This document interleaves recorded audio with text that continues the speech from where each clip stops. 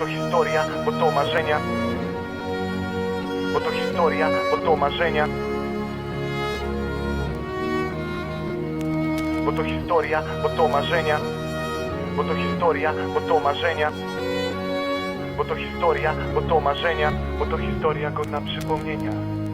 Bo to historia, bo to marzenia. Bo to historia godna przypomnienia. Bo to są gwiazdy spuszczone z nieba. Bo to są prawdy, których bierz ile trzeba. Wtedy kiedy wołasz, człowiek zimno cię olewa. Bo to historia, bo to marzenia. Bo to historia godna przypomnienia. Bo to są gwiazdy spuszczone z nieba. Bo to są prawdy, których bierz ile trzeba. Wtedy kiedy wołasz, człowiek zimno cię olewa. Dookoła ludzie chcą mnie oceniać. Nie widzą serca, nie widzą duszy. Nie widzą tego, co w mej głowie huczy. Co moje usta mówią, a co moje odbierają uszy.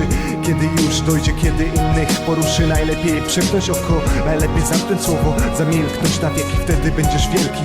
Jak powietrze będziesz lekki. Żyjąc pośród baści płaczesz, ale widać łezki. Wciąż nie rozumie, już nigdy nie zrozumie. Czemu nie umie nie odnaleźć się w tłumie. Sam jak palec, czy to ważne w sumie. Każdy ma swoje problemy, swoje idee, swoje sny, swoje złote góry. Marzenia warte świeczki i poświęcenia, co to daje, mam nadzieję dużo. Nie po to umieramy, aby pyłem zostać, ale śmiać się i żyć. Nie myśleć jaka czeka jutro chłosta.